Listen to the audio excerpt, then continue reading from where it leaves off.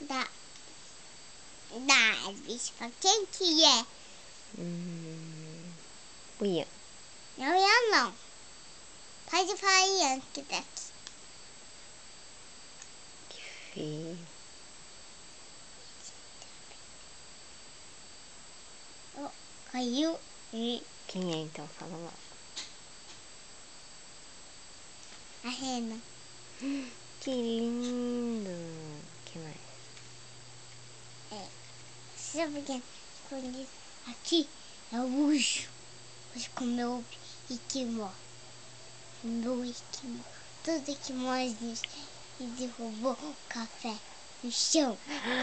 Comeu o vidro. Ficou medo. Pedro. Que tonto. Quem que é?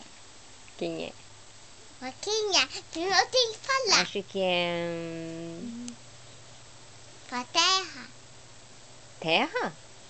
Terra. Terra. O que é isso? Errar. Ah, pode errar? Uhum.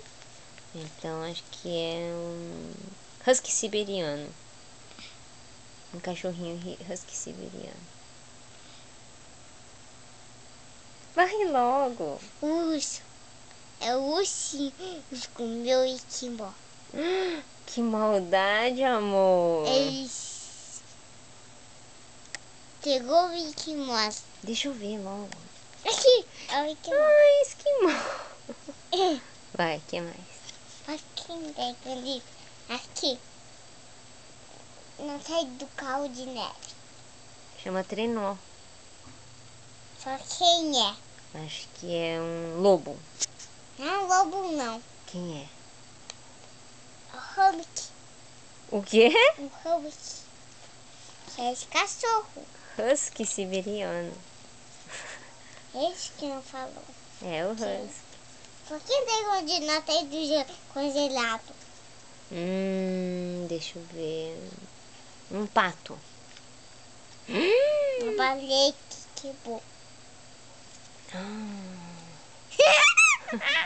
Deixa.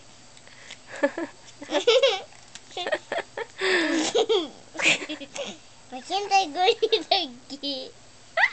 Aqui é que tá escondido aqui. Aonde? Aqui. Atrás do bote?